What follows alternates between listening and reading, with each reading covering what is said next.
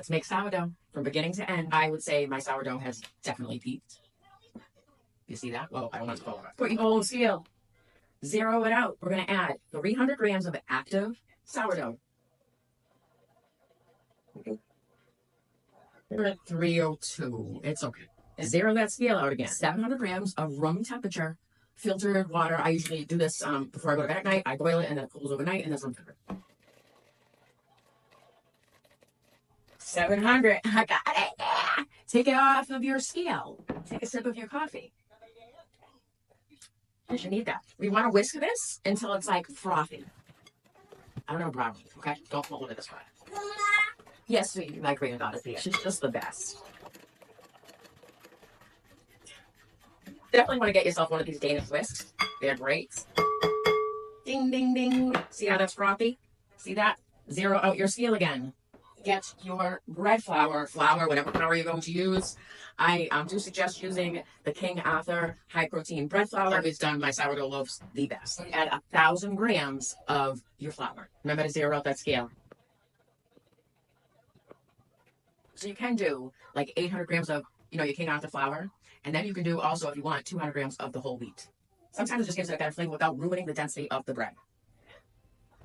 We're good. And you're also going to add 20 grams of salt. Use the pink Himalayan salt. I'm going to use 20 grams. Shake your booty. She's over there yelling, shake your booty. Definitely my granddaughter. Take this off the scale. Put your scale to the side. I don't think we're going to need it anymore. And then we're going to mix this all together. It can get kind of messy. It's okay, though. Make sure you're scraping the sides of the bowl as you're going. That happen to you? You push your wrist and it dislocates for a second, and you're like, dang it. Oh, it hurts. You don't need to be all fancy either. I've seen people mixing this with a wooden spoon. I've seen people mixing this with their hands and doing it themselves. I've seen people mixing this with a fork. Trust me, if you want to make sourdough, you have it all in the kitchen. You don't need to buy these fancy products. I think it makes it easier, but it's not like a necessity. Trust me. One day I'll do a video with me using just regular everyday kitchen items to make your sourdough. You want this to be shaggy, but you also want it where it's all incorporated together. Make sure that all the dry bits of flour are mixed together. The way that I do that is I wet my hands and I get in there. Don't forget to take your rings off. Like I said, you can mix it with the Danish whisk, but I feel like just getting in there with my hands just really incorporates it much better. This is like the hardest part of this, by the way. This is like the most work, is putting it together. And then the waiting time.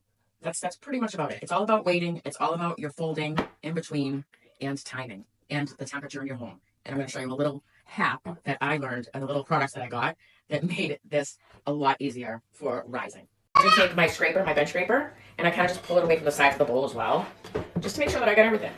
Here it is. It's a shaggy dough. You don't want it to be smooth. You're going to take one of these cool little shower caps that I got. This is like, what a great invention this was. You're going to put it over that, and I'm going to show you my little secret of how I keep the temperature correct so it rises correctly throughout the fermentation process. So we can have our home smelling nice, and it just provides just that extra warm spot for your sourdough. That literally works, and it's not even that much money. I also have a heating mat when it's like the winter time and stuff. This has definitely come in handy for multiple purposes. Be back in 1 hour for some stretcher folds. Okay, 1 hour. And we're ready to do our first set of stretcher folds. Here's what it looks like after 1 hour. See it to expand into the bowl a little bit. It's still shaggy. That is okay. Just a point of advice. Keep a bowl of water beside you so you can wet your hands. Always do. It makes it a lot easier. Take off your rings. Pull it all the way from the bowl first. That won't really make a difference. Okay. So you're going to grab one side, stretch, pull. Wet your hands a little bit. Stretch. And just fold over. Quarter turn, stretch, fold over. One more quarter turn. Some people do coil folds. On my first one, I always do stretcher folds. And fold over.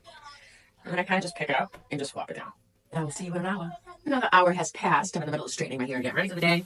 While I'm doing this, here is what it looks like after the second hour wait.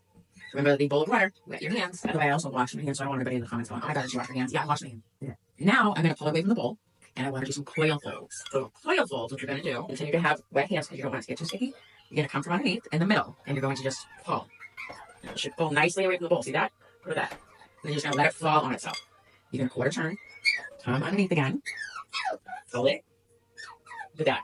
And then just slap it down and let it roll onto itself. Quarter turn, and you're going to up, see how it's getting firmer. Slap it on itself, let it roll, and one more time up. And roll it on itself. And this is what it looks like now after the coil fold. See how it's getting smoother? 1 more hour, and I'll be back. We are now here for our final stretcher fold, coil fold, whatever you want to call it. Wow, look at this. Look at how the candle warmer, like, really, helps that. Pull it away from the bowl. Oh my goodness, this thing is going to be amazing. So this is the final stretcher fold or coil fold, whatever you want to do. It's totally up to you. And we're going to gently lift. You don't want it to break. So if it doesn't lift all the way out of the bowl, it's okay. Plop it on itself, quarter turn. And this one will come out of the bowl. See? Look at that. Quarter turn. Underneath.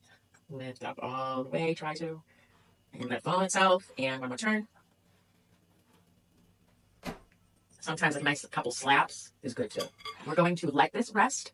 In our area where we've been letting it rest, it could take anywhere from 6 to 8 hours for the bulk fermentation. I will be back in about 6 to 8 hours, but I'll let you know the exact time when I come back of how long it took. Because like I said, I have that candle warmer, so it might take a little bit shorter time. I'll be back. The inclusion loaf, we're going to form this into a rectangle. And this one I'm going to do with herb and cheese. I think my family will love this. It's going to have some garlic powder. And this is the Italian blend. Cheddar cheese. Same concept. Stretch it out as much as possible. Bring it to the middle. I'm a cheese girl, so we're going to sprinkle some more cheese here. Bring this other side to the center. And then it's going to be a loaf again. So we're going to roll it. Be careful because this one has stuff in it. And then we're going to close off the ends. Here's our cool loaf. And again, it's on again. I like to do it with parchment paper. I am going to put a little flour in it. Plop it in. Here she is. I'm going to put a little bit of Italian seasoning at the bottom. Just a little bit. Cover these with the plastic wrap. Put them in the fridge, and I'll see you in the morning. We're going to take the loaves out of the refrigerator and let them come to room temperature. I put a little baking dish of water in the stove and put my Dutch oven with the cover on. You're going to preheat your oven at 450 with these things in it. While this is preheating, the beauty of this is because I put the parchment paper, I'm actually just going to remove it. When it's ready to go in, we just plop it right into the Dutch oven. I'm also going to add some slits into the top. Now this is our gluten loaf. 10, 3, 4, 5. It's preheated. Please be careful. This is super hot. And you're going to place your loaf right in. I'm going to put this back on. Don't make that mistake.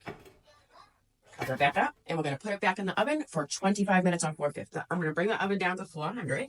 And then we're going to take the cover off and bake for an additional 30 minutes. Let's see what it looks like. Yes. And we're going to put it back into the oven for an additional 30 minutes on 400. First loaf is done. Let's see what she looks like. Watch out for your face. It seems in your face. It's hot. Here she is. We're going to put her on a cooling rack and let her cool. You have to let it cool. That's like the hardest part. And we're going to bring this oven back up to 450 for the second one to bake. We will put the second biatch in. I'm going to preface this with saying, sometimes there are going to be times that your sourdough just doesn't come out right. And, I don't know what it's going to be tasting like. It just doesn't look like my normal sourdough. So this is what it looks like, the second original loaf that came out of the oven. So see how it didn't rise? It's because the first cut that I did, it actually didn't go all the way through. So midway through, I had to do a cut. So instead, it cooked outwards instead of upwards. I think it's still going to be fine. Come back for the final results. Let's cut into the garlic, Italian herb, and cheddar cheese one. This is what I've been dying to cut into. I can't wait to see how this came out. Kind of nervous. Guys, do you know how good this smells right now? Let me get some lighting. Look at this. Oh my God, I cannot wait to toast this up and have some. Since the crust is amazing. Now let's cut into the one that I feel like I failed at. We shall try. I have hope. Crust feels good. I'll just cut right down the middle here, huh?